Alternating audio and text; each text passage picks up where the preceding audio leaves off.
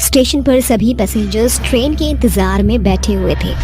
तभी एक पति पत्नी का जोड़ा बोलता है, अरे ये ट्रेन को 1 घंटा हो गया, तब भी नहीं आई।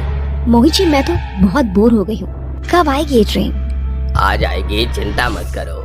यात्रीगण कृपया ध्यान दें, पालमपुर से आने वाली ट्रेन संख्या 220045 12:25 पर आने वाली है।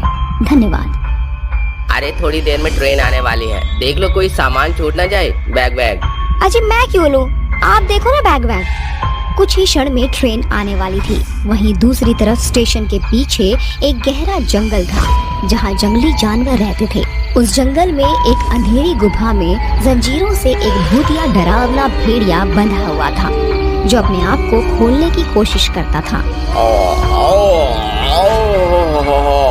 खोलो, मुझे खोलो। भूतिया भेड़िया इतना कहते ही जोर जोर से अपनी सारी जंजीरें खोल लेता है और वहां से निकलकर वो उसी स्टेशन के पास पहुंच जाता है और जोर जोर से अपनी छाती पर हाथ मारता है। भेड़िए के वहां आते ही स्टेशन पर एक तेज आंधी सी आ जाती है, जहां सभी लोग डरने लगते हैं।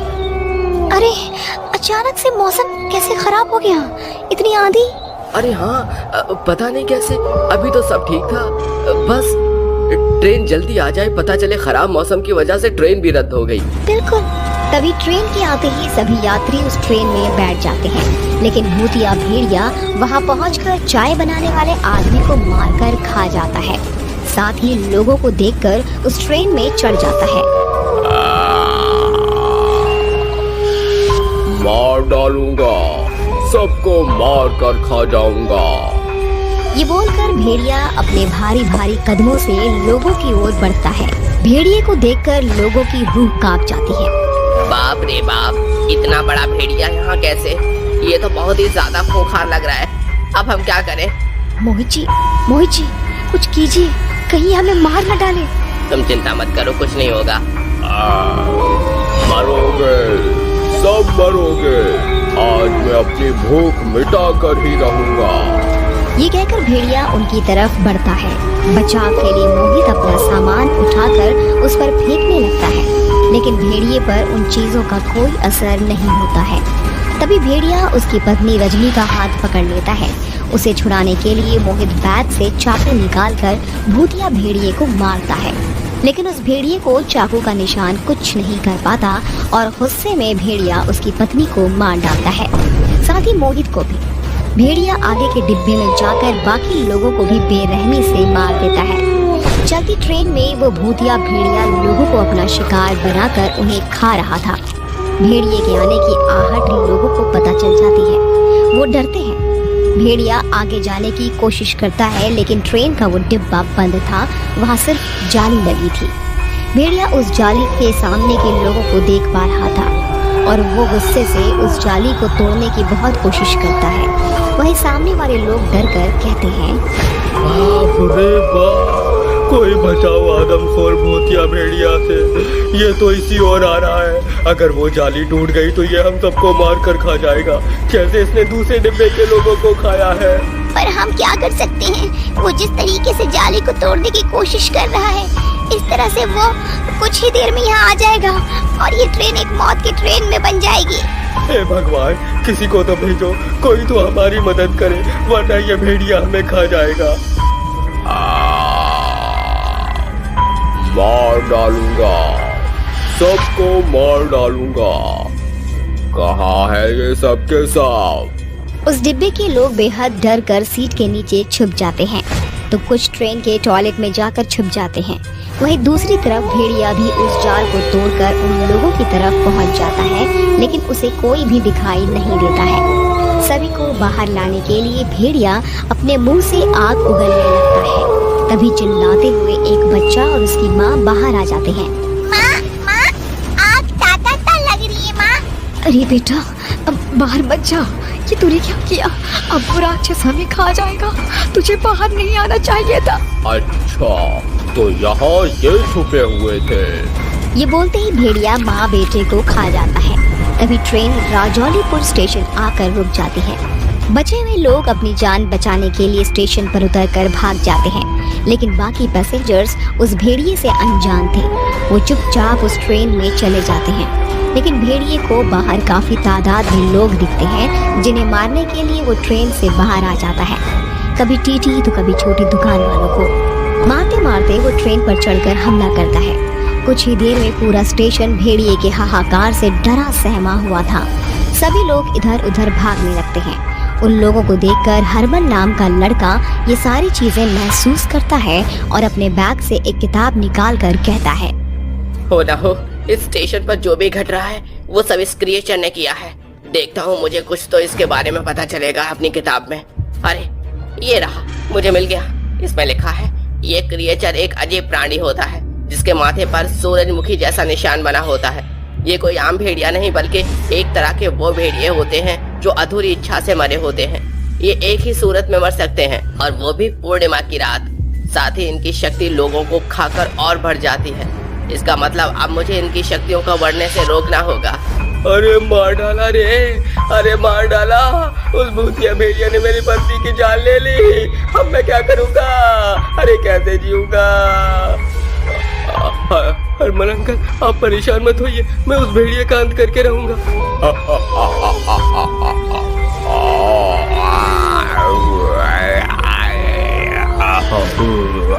मार डालूंगा, सब मरेंगे। अरे बेटा बचा लो, वो भेड़िया तो इधर ही आ रहा है। आप उस दीवार के पीछे छुप जाइए, मैं इसे देखता हूँ। ये बोलते ही हरमन अपने बैग से एक अभिमंत्रित भभूति निकालकर उस भेड़िए पर डालता है, जिससे वो कुछ समय के लिए बौखला जाता है।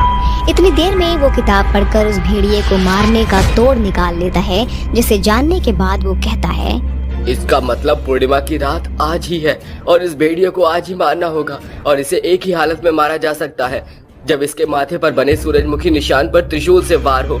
अब सवाल ये उठता है कि मैं त्रिशूल कहाँ से लाऊं?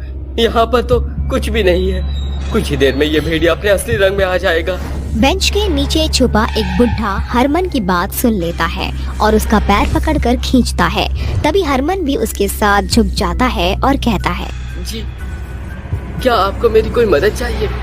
बेटा, तुम्हें उस भेड़िया को मारने के लिए त्रिशूल चाहिए ना?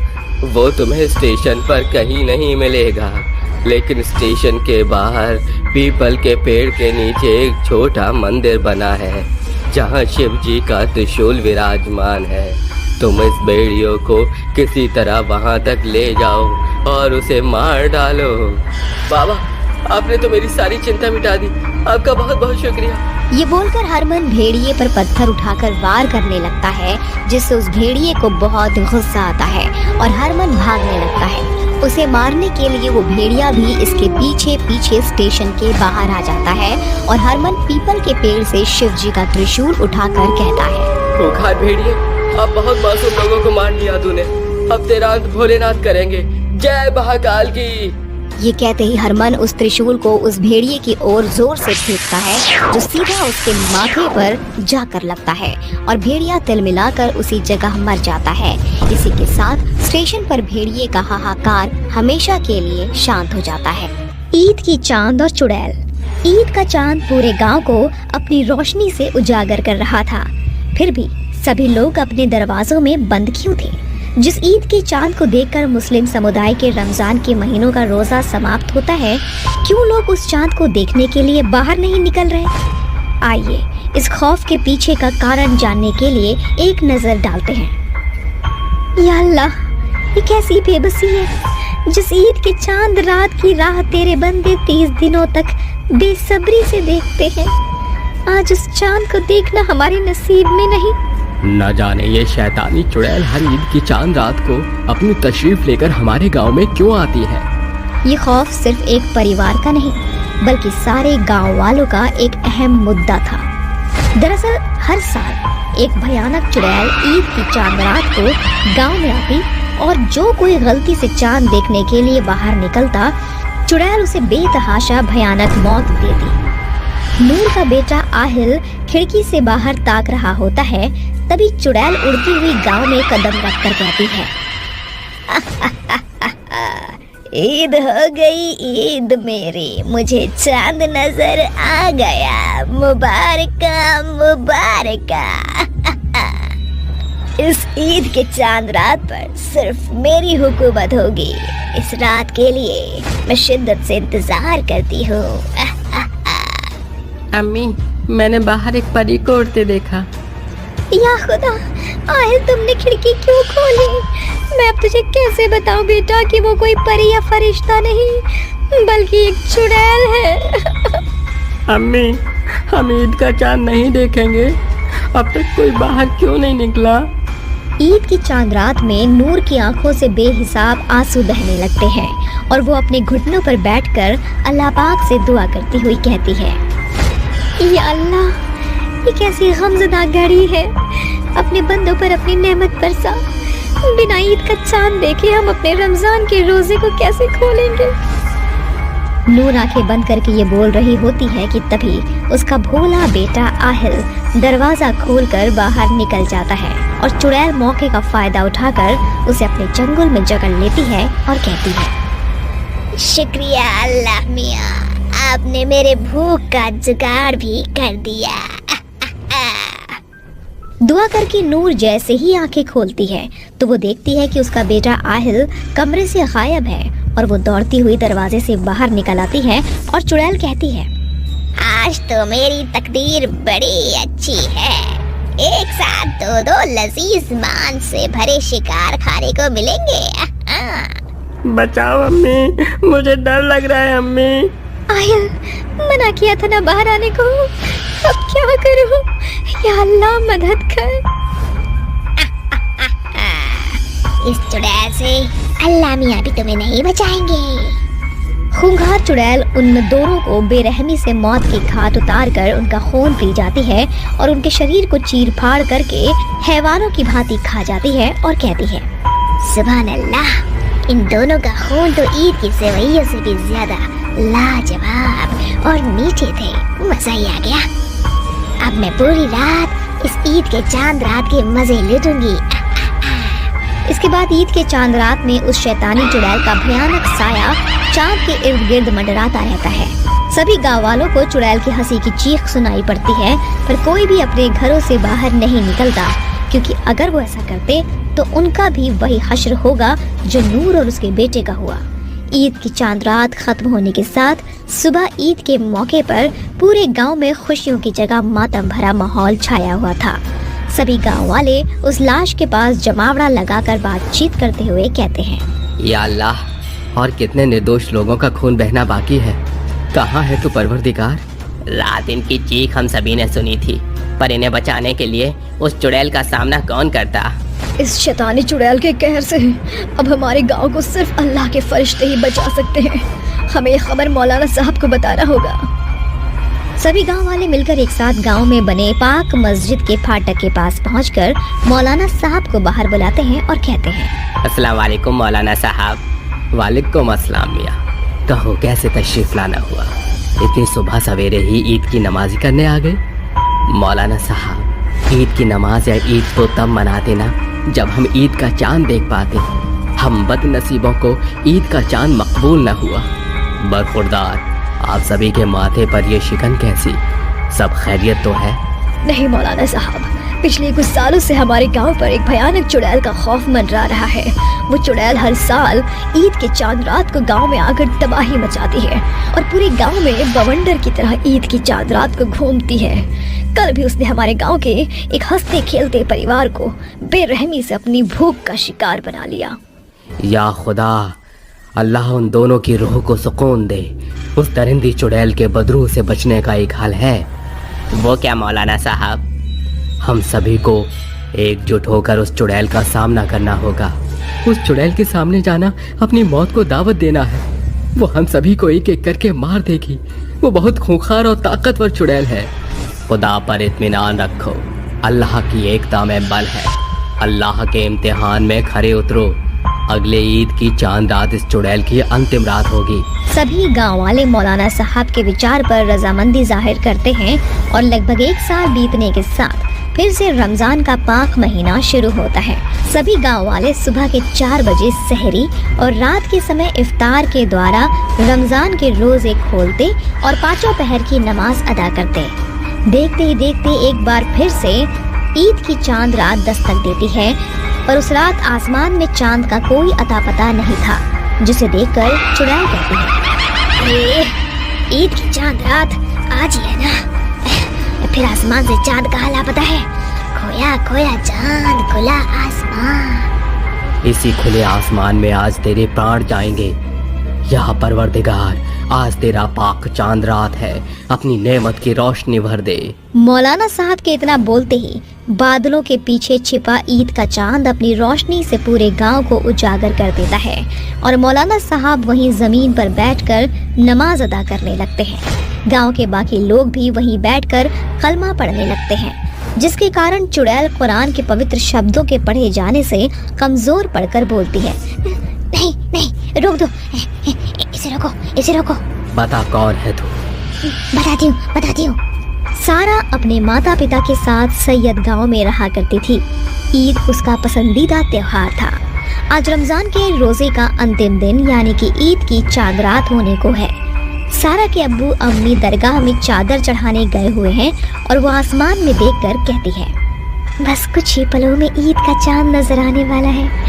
कल ईद के सुनहरे मौके पर मैं ढेर सारी स्वादिष्ट सेवैयाँ खाऊंगी, नया सलवार कमीज पहनूंगी, सबको ईदी देने उनके घर जाऊंगी।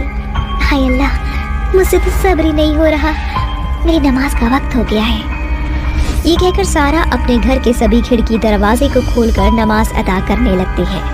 तभी 2 चोर उसके घर में घुसकर सारा कीमती सामान, जेवर, रुपया, पैसा जब्त कर लेते हैं और उसे अकेला पाकर उसके साथ बदसलूकी करके उसकी सिसकियों को हमेशा के लिए बंद कर देते हैं।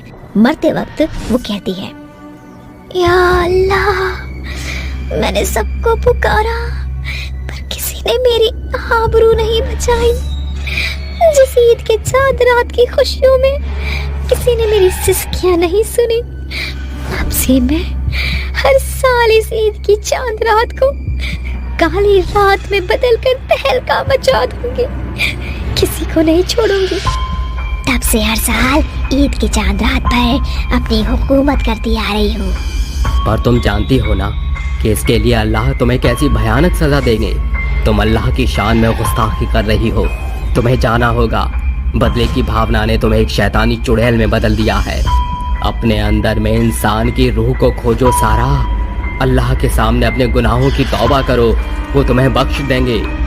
मौलाना साहब की बातें सुनकर सारा आंसुओं से भरकर हवा से उड़ती हुई नीचे आकर जमीन पर गिड़गिड़ाते हुए अल्लाह से अपने गुनाहों की माफी मांगती है, जिसके बाद अल्लाह उसकी रूह को हमेशा के लिए अपनी पनाह में ले लेते हैं और गांव के लोग ईद की चांद रात के सुनहरे अवसर को शांति और खुशहाली से मना पाते हैं। चुड़ैल ट्रेन और 10 बच्चे, कुछ 10 छोटे छोटे बच्चे अपनी क्लास टीचर हेमा के साथ स्कूल की तरफ से ताजमहल देखने जा रहे थे, जिसके लिए उन्हें रात के 10 बजे की ट्रेन में जाना था। बच्चों के माँ बाप उन्हें स्टेशन पर हेमा और पीटी टीचर मोहित के साथ छोड़कर चले जाते हैं। ट्रेन के इंतजार में बच्चे स्टेशन पर फुटबॉल खेलने लगते हैं। तभी कार्तिक की बॉल जोर से मारने पर एक कांच की बोतल टूट जाती है, जिसमें से धुआं निकलता है और एक चुड़ैल आजाद हो जाती है। अरे कार्तिक, तूने क्या किया? देख, तूने बोतल फोड़ दी। अच्छा हुआ मैम ने हमें नहीं देखा, वरना डांट पड़ती। हाँ यार, अरे कोई नहीं ना, एक खाली बोतल ही तो थी। शुक्र है अनजाने में ही सही, लेकिन इन छोटे छोटे बच्चों ने मुझे यहाँ से आजाद कर दिया। कितने सालों से मैं इस बोतल में कैद थी, दम घुट रहा था मेरा। उन तांत्रिकों को तो मैं छोड़ूंगी नहीं। अरे बच्चों, इधर आ जाओ और हाथ पकड़ लो सारे बच्चों एक दूसरे का। जी सर। अरे मैडम, एक बार ट्रेन में चढ़ाने से पहले गिनती कर लेना। हाँ बिल्कुल, जल्दी से लाइन लगा लो एक एक बच्चा। चलो अब आप सब एक एक करके ट्रेन में चढ़ते जाना मेरी गिनती के साथ। 1 2 3 4 5 6 7 8 मोहित बैग ले लो, सारे बच्चे ट्रेन में चढ़ गए। जी मैडम। अरे बच्चे कहाँ जा रहे हैं? मुझे इनके पीछे जाना होगा। इस तरह सारे बच्चे ट्रेन में बैठकर शोर मचाने लगते हैं। वहीं चुड़ैल भी उनके पीछे ट्रेन में आ जाती है। आखिर ये चुड़ैल बच्चों के पीछे ट्रेन में क्यों जा रही थी? क्या वो इन बच्चों को मारने जा रही थी या बात कुछ और थी? जानने के लिए कहानी में आगे चलते हैं। बल्ले बल्ले ती शावा शावा, शावा पियो ती कवा कवा, आज तो हम घूमेंगे ट्रेन में आहा आहा। ये गाना खत्म हुआ पर जर्नी तो अब शुरू होगी। मजा तो तब आएगा जब ये ट्रेन चलेगी और उसकी ठंडी ठंडी हवाएं खिड़की से हमारी तरफ आएगी। पता है मैं कभी भी ट्रेन में नहीं बैठा हूँ, पर मैं तो बैठी हूँ। मैं पिछले साल ही मम्मी के साथ कुल्लू मनाली गई थी। हाँ तो तू क्यों आई है? घर पर ही रहती ना। क्यों? मैं क्यों नहीं आ सकती? तुम लोग ही आओगे क्या मैम के साथ? अच्छा अब ज्यादा बन मत, चुपचाप बैठ जा। अरे बच्चों बस, तुम तो अभी से ही शोर मचाने लग गए। अभी टाइम लगेगा, चुपचाप बैठो। Okay sorry sir. चुड़ैल उन बच्चों के ट्रेन की सीट के ऊपर ही थी। उन्हें देखकर वो कहती है, ये बच्चे हंसते हुए कितने अच्छे लग रहे हैं। इन्हीं की बदौलत मैं उस बोतल से आजाद हुई हूँ। मुझे इनका शुक्रिया तो करना होगा, पर कैसे? बच्चे बात कर ही रहे थे कि मोहन की नजर चुड़ैल पर जाती है और चुड़ैल अपने हाथ के इशारे से उसे चुप कराकर अपने पास बुलाती है। तभी धीरे से मोहन भूमि के कानों में कहता है, भूमि, सीट के ऊपर देख, मुझे चुड़ैल आंटी दिखाई दे रही है और वो मुझे बुला रही है। अरे हाँ, वो तो मुझे भी दिखाई दे रही है और मुझे भी बुला रही है, लेकिन कितनी डरावनी है। तभी चुड़ैल बच्चों को चॉकलेट दिखाकर अपनी सीट पर बुलाती है और बच्चे चले जाते हैं। अरे आंटी, क्या ये चॉकलेट हमारी है? हम खाएंगे इसे। हाँ बच्चों, तुम्हारी है और मैं सबको चॉकलेट दूंगी। अब जल्दी से बताओ, उस बॉल से किसने उस कांच की बोतल को तोड़ा था? अरे आंटी, वो देखो जो लॉलीपॉप खा रहा है ना, उस कार्तिक ने ही उस कांच की बोतल को जोर से तोड़ दिया था बॉल से। आप उसे डांटोगी? वो बोतल आपकी थी। नहीं नहीं बच्चों, मैं डांटूंगी नहीं, मैं तो शाबाशी दूंगी, क्योंकि एक गंदे अंकल ने मुझको उस बोतल में बंद कर दिया था। कार्तिक ने उस बोतल को तोड़ दिया तो मैं बाहर आ गई। इसीलिए मैं आप सब बच्चों को थैंक यू कहूंगी। और हाँ, अपनी मैम को कुछ मत बताना। ओह, तो हम अभी कार्तिक को बुलाते हैं। कार्तिक, कार्तिक, जल्दी ऊपर आओ, आंटी हमें चॉकलेट देंगी, मैम को मत बताइयो। तभी कार्तिक और बाकी बच्चे दोनों तरफ के ऊपर की सीट पर बैठकर चुड़ैल से बातें करने लगते हैं और हंसने लगते हैं। उन दोनों टीचर को भी कुछ पता नहीं चलता, लेकिन बीच में ट्रेन एक स्टेशन पर रुकती है जहां राघव को मना करने पर भी वो स्टेशन पर चला गया। तभी राघव को एक उड़ती हुई पतंग पटरी पर मिलती है, जिसे उठाने वो चला जाता है। इतने में उसका पैर फंस जाता है और ट्रेन चलने लगती है। बचाओ, मुझे बचाओ, मैं मरना नहीं चाहता। राखी, मोहन, भूमिका, मुझे बचाओ। चुड़ैल आंटी, राघव पटरी पर फंस गया है। अब जल्दी से उसे बचा लो, वरना उसके ऊपर ट्रेन चल जाएगी। अरे ये क्या किया राघव? तुम सब यही रहना, मैं राघव को अभी बचा कर लाती हूँ। ट्रेन चलना स्टार्ट हो जाती है। इतने में चुड़ैल राघव का पैर जल्दी से निकाल कर उसे उठा लेती है और ट्रेन में ले आती है। तभी रोते हुए राघव कहता है,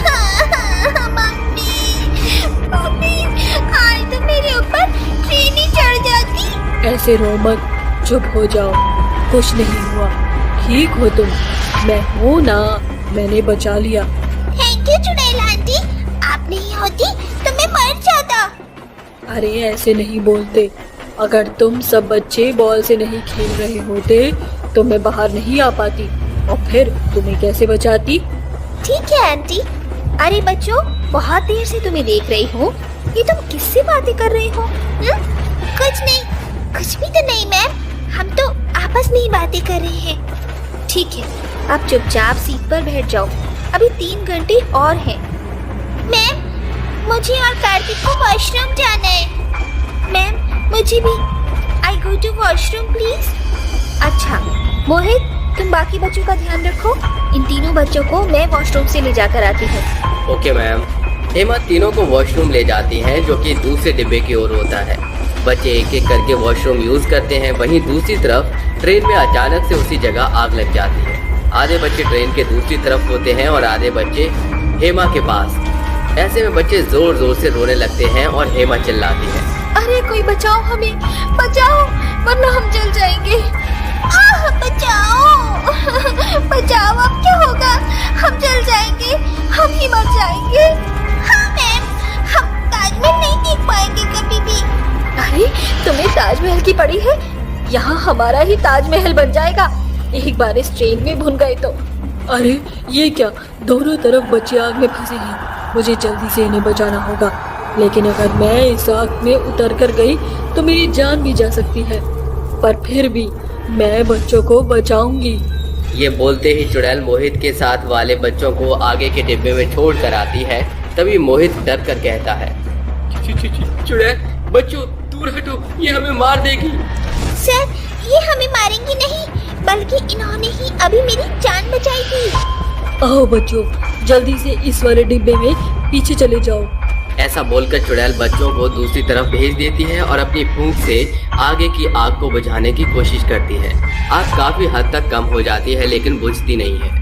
चाहे आग में ही मेरी जान क्यों न चली जाए, लेकिन मुझे बच्चों को बचाना ही होगा। चुड़ैल उस आग में कूदकर हेमा की तरफ चली जाती है। आग में घुसने से वो थोड़ी थोड़ी पिघलने लगती है।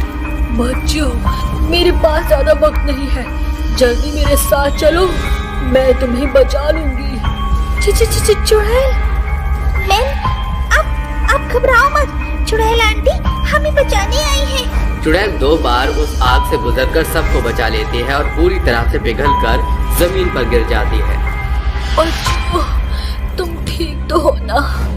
मैं तुम्हारा शुक्रिया करना चाहती हूँ कि तुमने मेरी जान बचाई।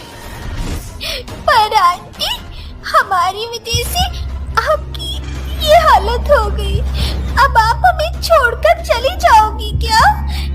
जाना तो पड़ेगा बच्चों, ये जान भी तो तुमने ही बचाई थी। मैंने अपनी जान तुम पर कुर्बान कर दी। ऐसा कहकर चुड़ैल पूरी तरह से जलकर गायब हो जाती है। ये देखकर सभी बच्चे रोने लगते हैं। मोहित और हेमा को कुछ समझ नहीं आता। उनके पूछने पर बच्चे उन्हें सब बताते हैं और अगले दिन वो ताजमहल देखने पहुंच जाते हैं। जामुन बेचने वाली चुड़ैल। जामुन ले लो जामुन, खट्टे मीठे जामुन। आओ आओ साहब, जामुन ले लो जामुन।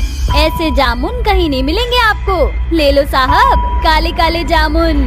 कामिनी को बाजार में जामुन बेचते हुए सुबह से शाम हो जाती है, लेकिन उसका एक भी जामुन नहीं बिक पाता और वो मायूसी के साथ अपने जामुन की रेडी को लेकर वापस घर की तरफ लौट रही होती है। हे भगवान, ये कैसी माया है तेरी। आज मैंने 1 रुपए की भी कमाई नहीं की, भला अपने परिवार को कैसे खिलाऊंगी। बेचारी कामिनी वापस अपने घर पहुंच जाती है, जिसके बाद सभी लोग बेसब्री से कामिनी का इंतजार कर रहे थे। क्या हुआ कामिनी, क्या आज किसी ने भी जामुन नहीं खरीदे? अजी क्या बताऊं, पूरे दिन मेहनत करने के बाद भी 1 रुपया भी नहीं कमा पाई। आज का दिन तो बहुत ही बुरा था। क्या आज फिर से हमें भूखे पेट ही सोना पड़ेगा? अजी इसके अलावा और कोई चारा है क्या हमारे पास? लेकिन हमारे दोनों बच्चों का क्या होगा? हम उन्हें कब तक भूखा पेट सुलाएंगे? जब से उस एक्सीडेंट के दौरान मेरे पैर खराब हुए हैं, तब से मैं बहुत परेशान हूँ। इस तरह मुझसे अपने घर की हालत देखी नहीं जाती। इससे अच्छा होता कि मैं उस एक्सीडेंट के दौरान मर जाता। कम से कम मैं ये सब तो नहीं देखता। अजी आप ऐसा क्यों सोचते हो? अपने आप को कोसना बंद करो। ऊपर वाला जो भी करता है सबके अच्छे के लिए ही करता है। हमें बस इंतजार करना चाहिए। तुम बिल्कुल सही कहती हो, हमें सब्र से काम लेना चाहिए। उस रात वो चारों भूखे पेट सो जाते हैं। अगले दिन कामिनी फिर से जामुनों को लेकर बेचने के लिए निकल जाती है। काले काले जामुन, जामुन ले लो जामुन, खट्टे मीठे जामुन, काले काले जामुन, जामुन ले लो जामुन, खट्टे मीठे जामुन। तभी कुछ लोग कामिनी की रेडी के पास आते हैं और उससे जामुन खरीदते हैं। अरे जामुन वाली, जरा जामुन तो देना। कामिनी खुशी खुशी लीलावती को जामुन दे देती है, जिसके बाद लीला उसे पैसे देकर वहाँ से चली जाती है। कामिनी भी बाकी के जामुनों को बेचने के लिए आगे निकल जाती है। धीरे धीरे कामिनी के सभी जामुन बिकने लगते हैं। हे भगवान, तेरे घर देर है अंधेर नहीं। आखिरकार मेरे सारे जामुन भी ठीक है। आज मैं अपने घर का राशन लेकर जाऊंगी और अपने भूखे बच्चों को खाना खिलाऊंगी। इतना सोचकर कामिनी अपनी रेडी को वापस घर की तरफ ले जाने लगती है और रास्ते से अपने घर का राशन लेकर आगे की तरफ बढ़ने लगती है। कामिनी को अपने घर जंगल के रास्ते से गुजरना पड़ता था। जैसे वो जंगल के रास्ते से गुजर रही होती है, उसे वहाँ 4 गुंडे मिल जाते हैं जो उसे चारों तरफ से घेर लेते हैं। अरे कहाँ जा रही है? रुको जा। क्या बात है, लगता है बाजार से कमाई करके सीधा घर जा रही है। अरे देखो तो सही, इसके रेडी पर तो एक भी सामान नहीं है और जो है वो भी घर का राशन है। अबे तो क्या मुंह देख रहा है, उठा ले सारा राशन का सामान, हमारे काम आएगा। नहीं नहीं, ऐसा मत करो, मैं तुम्हारे पैर पड़ती हूँ। भगवान के लिए ऐसा मत करो। मेरे घर पर मेरे बच्चे और मेरा पति भूखा बैठा है, वो सब मेरा इंतजार कर रहे हैं। मुझे जाने दो। ऐसे कैसे जाने दे तुझे? जाने दिया तो हम अपना पेट कैसे भरेंगे? उमेश, राजीव और कुणाल तीनों मिलकर कामिनी के साथ जबरदस्ती करके उसके सारे पैसे छीन लेते हैं, जिसके बाद कुणाल कामिनी के पेट में चाकू घोंप देता है। कामिनी वहीं गिरकर मर जाती है और वो तीनों वहां से फरार हो जाते हैं। तभी अचानक से बादलों में बहुत ही तेज बिजली कड़कने लगती है और वहीं बेचारी कामिनी खून में लथपथ जंगल में पड़ी होती है। तभी अचानक से कामिनी के अंदर से उसकी आत्मा निकलकर बाहर आती है, जो एक बहुत ही भयानक चुड़ैल का रूप ले लेती है। इन्होंने अच्छा नहीं किया, मैं इसका बदला इन लोगों से जरूर लूंगी और इन तीनों को अच्छा सबक सिखाऊंगी, किसी को नहीं छोड़ूंगी। तभी चुड़ैल अपनी जामुन की रेडी पर अपनी शक्तियों के द्वारा ढेर सारे जामुन बना देती है, जिसके बाद वो अपनी रेडी को वापस अपने घर की तरफ ले जाने लगती है। जामुन बेचने के लिए मुझे अपना रूप भी बदलना होगा, नहीं तो सब लोग मुझे पहचान लेंगे और मुझसे दूर भाग जाएंगे। तभी चुड़ैल एक बहुत ही खूबसूरत लड़की के रूप में अपना रूप बदल लेती है, जिसके बाद जैसे ही वो गांव में एक ढाबे के पास पहुंचती है, वहां उसे वो तीनों गुंडे दिखाई देते हैं। वो रहा मेरा शिकार। चुड़ैल उस ढाबे के आसपास जामुन बेचते हुए घूमने लगती है। जामुन ले लो जामुन, काले काले जामुन, खट्टे मीठे जामुन। जामुन ले लो जामुन, काले काले जामुन, खट्टे मीठे जामुन। जैसे ही कुणाल, राजीव और उमेश चुड़ैल को देखते हैं, वो उसकी खूबसूरती देखकर उसके ऊपर मोहित हो जाते हैं। आए हाय, क्या आफत दिख रही है। अरे ये तो तुम्हारी भाभी है। अरे भाभी होगी तेरी, मेरी तो लुगाई है लुगाई। अरे तुम दोनों लड़ते रहो, मैं तो जा रहा हूँ उसे सेटिंग करने।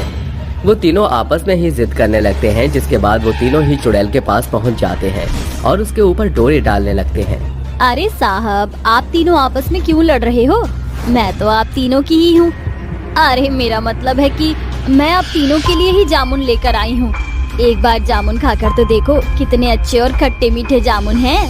अरे तुम बोलो तो सही, मैं तो तुम्हारे लिए जहर भी खाने को तैयार हूँ। अगर तू जहर खाएगा तो मैं इसके लिए फिनाइल पी सकता हूँ। ठीक है, तुम दोनों मर जाओ, अब ये जामुन वाली मेरी हुई।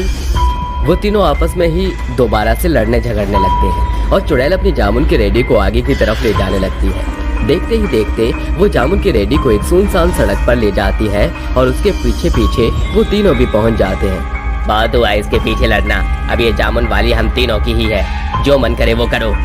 वो तीनों गुंडे जैसे ही उसके कंधे पर हाथ रखते हैं, वो उसी समय अपना रूप बदलकर बहुत ही भयानक चुड़ैल के रूप में अपना आकार ले लेती है, जिसके बाद चुड़ैल को देखकर उन तीनों की सिक्की पिट्टी गुल हो जाती है। क्या हुआ? अभी तो तुम तीनों मेरे पीछे पागल हो रहे थे और अब मेरा असली रूप देखकर तुम तीनों के पैर थर थर कांपने लगे। चुड़ैल, चुड़ैल। अबे चुड़ैल नहीं, ये तो सचमुच एक बहुत भयानक चुड़ैल है। इसे देखकर मुझे कुछ याद आ रहा है। अरे ये वही औरत है जिसे हमने जंगल में मारा था। अब ये हमें मारेगी क्योंकि ये एक बहुत भयानक चुड़ैल बन गई है। मैं वही औरत हूँ जिसे तुमने जंगल में मार दिया था। तुम तीनों इतने निर्दयी हो कि तुमने मेरी बात भी नहीं सुनी। मेरे बच्चे भूखे घर पर मेरा इंतजार कर रहे थे। मेरा पति अपाहिज है, एक मैं ही उनका सहारा थी। तुमने सब कुछ बर्बाद कर दिया।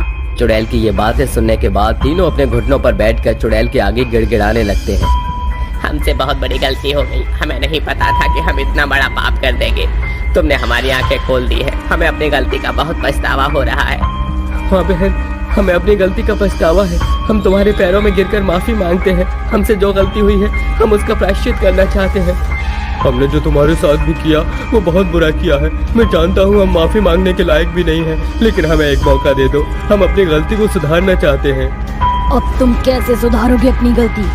अब मैं मर चुकी हूँ। अब मैं अपने परिवार का ध्यान नहीं रख सकती। अब कुछ नहीं हो सकता। अब तो मेरे साथ साथ तुम तीनों को भी मरना होगा। नहीं बहन, ऐसे मत कहो। हमने जिंदगी में बहुत सी गलतियाँ की है। आज हमें उन गलतियों को सुधारने का मौका मिला है। हाँ बहन, आज से तुम्हारे परिवार की जिम्मेदारी हमारी हुई। तुम्हारे दोनों बच्चे और तुम्हारे पति का इलाज हम करवाएंगे और उन्हें कभी कोई परेशानी नहीं होने देंगे। हम तुम्हारे आगे हाथ जोड़कर विनती करते हैं, हमें मत मारो। हम तुम्हारे परिवार का पूरा ध्यान रखेंगे। उन तीनों की ये बातें सुनने के बाद चुड़ैल शांत हो जाती है, जिसके बाद चुड़ैल उनसे कहती है, अगर तुम तीनों मेरे परिवार की जिम्मेदारियां उठाने के लिए तैयार हो तो मैं तुम्हें नहीं मारूंगी। और जिस दिन मेरा परिवार बिल्कुल हंसी खुशी अपना जीवन व्यतीत करने लगेगा, मैं यहाँ से हमेशा हमेशा के लिए मुक्त हो जाऊंगी। ये कहकर चुड़ैल उन तीनों को अपना घर दिखा देती है, जिसके बाद चुड़ैल वहाँ से गायब हो जाती है और वो तीनों उसके परिवार का अच्छे से ख्याल रखने लगते हैं। चुड़ैल की सब्जियाँ। पिताजी, आपकी तबीयत बिल्कुल भी ठीक नहीं है, फिर भी आप सब्जी बेचने जा रहे हैं। बिना चाहे गुजारा भी नहीं है बिटिया। अभी इस पिता के कंधे पर जवान बेटी का घर बसाने की भारी जिम्मेदारी है। किशनगंज गांव में रहने वाला माधव अपनी 19 साल की बेटी कंगना के साथ रहता था। माधव सालों से सब्जियां बेचा करता था। आज भी वह बीमार हालतों में सब्जियों से भरा हुआ ठेला लेकर चल देता है। आलू ले, बैंगन ले, पालक ले, मेथी ले, आ जाओ भैया, ले जाओ ताज़ी हरी सब्जियां। भैया आ जाओ, ले जाओ। जेठ की लुभरे मौसम और कड़कती धूप में सर से पांव तक वह पसीने से सराबोर हो जाता है कि अचानक धूप की तेज किरणों से उसका सर जोर से टकरा कर एक नुकीले पत्थर पर लग जाता है। हे ईश्वर, कोई बचाओ। लगता है आज तो मेरे प्राण निकल ही जाएंगे।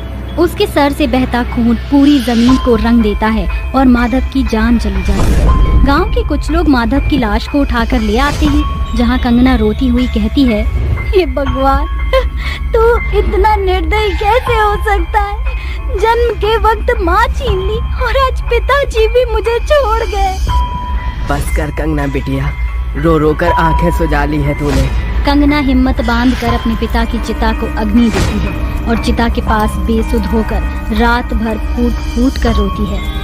मैं तो इतनी पढ़ी लिखी भी नहीं हूँ कि कोई अच्छी नौकरी कर सकूं, लेकिन हिसाब किताब में तो मेरा जोड़ घटाव एकदम ठीक है। मैं भी अब से सब्जी बेचूंगी। वह पाई पाई जोड़कर मंडी से सब्जियां खरीदकर उन्हें बेचने के लिए गांव के सब्जी बाजार में ठेला लगाकर कहती है, सब्जी ले लो, ताजी हरी सब्जी ले लो, सस्ती सब्जी ले लो।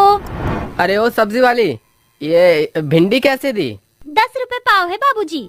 अरे वाह, तुम तो बड़ी ही सस्ती और ताजी सब्जियां बेच रही हो।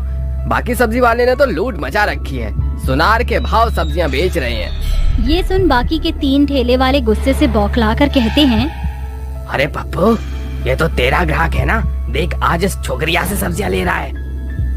फोन तो मेरा भी खोल रहा है। एक बार तो इसको धमकाना ही होगा। तीनों अपना ठेला छोड़कर कंगना से कहते हैं, अरे ओ 2 टके की छोकरी, ये हमारा अड्डा है, हटा अपना ठेला यहाँ से। हमसे दुश्मनी मोल लेना तुझे भारी पड़ेगा। मैं तो आप तीनों को जानती भी नहीं, तो दुश्मनी का सवाल ही कहाँ उठता है। हमारा हक मारा है तूने। अरे हम बरसों से यहाँ सब्जी बेच रहे हैं, उठा अपना ठेला और चलती बने यहाँ से। लेकिन ये तो ग्राहकों के हाथ में होता है कि उन्हें कहाँ का सौदा पसंद आए। उन्हें मेरी सब्जियाँ सस्ती लगी तो उन्होंने खरीदा। गुस्से से बौखलाकर वो तीनों सब्जियों से भरा ठेला पलटकर चल देते हैं और आए दिन उसको परेशान करते। फिर भी कंगना हार नहीं मानती थी। उसकी सब्जी की दुकान पर रोजाना सैकड़ों लोगों की भीड़ लगती थी। कल तक हमारे गल्ले सब्जियों की बिक्री से नोटों से ठगम ठेल रहते थे। कल की आई 2 टके की छोकरी के चलते पाव भर सब्जी बेचना भी मुश्किल हो गया है।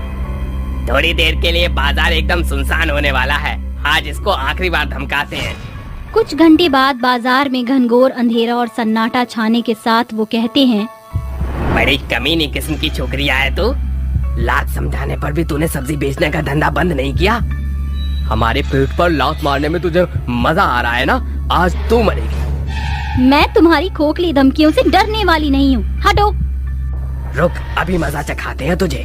रुपेश और अजीत उसका हाथ पकड़ते हैं और पप्पू ठेले का तराजू पलटाकर उठाकर उसके सर पर मार देता है, जिसके साथ उसके सर से खून के फुहारे फूट पड़ते हैं। तुमने मुझे मारकर अच्छा नहीं किया, मैं अपना बदला लूंगी। ये तो मर गई। अगर किसी ने इसको पहचान लिया तो? ऐसा नहीं होगा। इसकी लाश को भाजी तरकारी की तरह काटकर सड़ी गली सब्जियों के गड्ढे में फेंक देंगे। तीनों कसाई उसको फेंक देते हैं, जिसके बाद वो चुड़ैल बनकर कहती है, नहीं छोड़ूंगी, लौट आई हूँ मैं। तकरीबन 10 दिन गुजरते ही एक रात अजीत कहता है, सब्जियां बेचते हुए पता ही नहीं चला कि रात कब हुई। मुझे घर जाना होगा। इतनी भी जल्दी क्या है? खौफनाक आवाज सुनकर जैसे ही अजीत पलटता है तो चुड़ैल गायब हो जाती है। अचानक जोरदार आंधी उठती है। अरे तूफान कैसे उठ गया? मुझे जल्दी से घर भागना होगा। वो जैसे ही ठेले को बढ़ाता है, चुड़ैल उसके ठेले पर ढब से कूद पड़ती है। चुड़ैल के आगे लटके हुए बालों को देख अजीत पूछता है, कौन हो तुम? सारे टमाटर फोड़ दिए। इसका नुकसान क्या तेरा बाप भरेगा? चुड़ैल जोर शोर से रोती हुई बाल हटाकर कहती है, कहो तुम, मैं हर जाना भर दूं सब्जी लेकर। चुड़ैल की लाल स्याह खूनी आंखें और विशाल रूप देख अजीत ठेले से दूर जा गिरता है। अरे अरे बाप रे, तू! आज तो मैं तेरी चटनी बनाऊंगी। चुड़ैल अपने लंबे नाखून उसकी अंतरियों के आर पार करके उसे खत्म कर देती है और ठेले की सारी सब्जियां सफाचट करके लंबी डकार मारती है। आज ये चुड़ैल बहुत खुश है। एक तो मौत की नींद सुला दिया एक को, अब बचे 2। तकरीबन कुछ दिन गुजरने के बाद रुपेश और पप्पू बातें करते हुए कहते हैं, अरे अपना अजीत कहाँ लापता? 2 हफ्ते बीत गए पर न उसका ठेला नजर आ रहा है और न वो। हो सकता है उसके हाथ लॉटरी लग गई हो, इसीलिए सब्जी बेचना छोड़ दिया होगा। 10 बज गए यार, अब कोई भी ग्राहक सब्जी खरीदने तो आने से रहा। चल घर चलते हैं। दोनों अपनी सब्जियों का ठेला बढ़ाते हुए चल पड़ते हैं। तभी चुड़ैल उनके पीछे आवाज लगाती हुई ठेला बढ़ाकर कहती है, सब्जी ले लो, ताजी हरी सब्जी ले लो। सुबह से ना एक आलू बिका है, ना बिका है आधा कांदा। ऐसे आखिर कैसे चलेगा सब्जी बेचने का धंधा? आवाज सुनकर दोनों चुड़ैल की तरफ पलटते हैं कि पप्पू चुड़ैल के पास बढ़कर कहता है, अरे तुम सब्जी वाली हो कि कबाड़ी वाली? ये बिखरी जुल्फें गंदे कपड़े पहनकर सब्जी बेचोगी तो ग्राहक तो क्या फकीर भी नहीं आएगा। पर तुम तो आ गए ना मरने के लिए। चुड़ैल तू फिर लौट आई? अरे रुपेश कुछ कर, वरना ये चुड़ैल मुझे गाजर मूली की तरह काट डालेगी। चुड़ैल पप्पू को काली शक्तियों से बैंगन में बदल कर कहती है, अब देख कैसे मैं तेरा बर्ता बनाती हूँ। चुड़ैल उस बैंगन को आसमान में उछाल कर अपनी आँखों की ज्वाला से झुलसाकर बैंगन बने रुपेश को मसल देती है। इससे पहले कि मैं भी मारा जाऊँ, मुझे गाँव भागना होगा। पप्पू 100 की रफ्तार से गांव की तरफ भागता है। चुड़ैल भी अपने सब्जी के ठेले के साथ उसके पीछे भागती है। कहाँ भाग कर जाएगा, आज तुझे मरना ही होगा। पप्पू गांव में बैठे लोगों की झुंड के बीच आ गिरता है। अरे भाई कौन हो तुम और इतना घबराए हुए क्यों लग रहे हो? चुड़ैल, एक चुड़ैल मेरा पीछा कर रही है, मुझे बचा लो। चुड़ैल सब्जी से भरे ठेले को पप्पू की ओर धकेल कर कहती है, तुझे मरने से गांव वाले तो क्या यमराज भी नहीं बचा सकता। अरे सरपंच जी, ये तो अपनी कंचन है। पर अब ये इंसान नहीं चुड़ैल बन चुकी है। चुड़ैल पप्पू को उठाकर सब्जियों के ठेले पर धोबी पछाड़ मारकर कहती है, मुझे मारा था ना, अब तू भी मर। रुको, आखिर क्यों मार रही हो इस बेचारे को? ये सुनकर चुड़ैल की आंखों में खून उतर आता है और पूरा गांव आंधी की चपेट में आ जाता है। बेचारा नहीं, कसाई है ये। इसने अपने 2 साथियों के साथ मिलकर मुझे बेरहमी से मारकर मेरी बोटियों को सब्जी के खत्ते में फेंक दिया था। आज मैं इसकी जान ले लूंगी। मुझे माफी दे दो चुड़ैल। छोड़ दो चुड़ैल इसको। मैं इस हत्यारे को किसी कीमत पर नहीं छोड़ूंगी। खबरदार, जो किसी ने मेरे बीच में आने की कोशिश की तो मैं उसे भी मार डालूंगी। चुड़ैल गांव के लोगों पर सब्जियों की बरसात करते हुए अपने विशाल रूप में आकर पप्पू को अपने हाथ में उठाकर मसलते हुए खाने लगती है।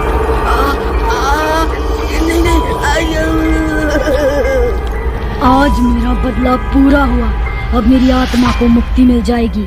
तीनों हत्यारों को मौत के घाट उतारकर चुड़ैल की आत्मा सितारों की रोशनी के साथ गायब हो जाती है। लेकिन कभी कभी वो चुड़ैल आधी रात सब्जियों के ठेले के साथ दिखा करती थी।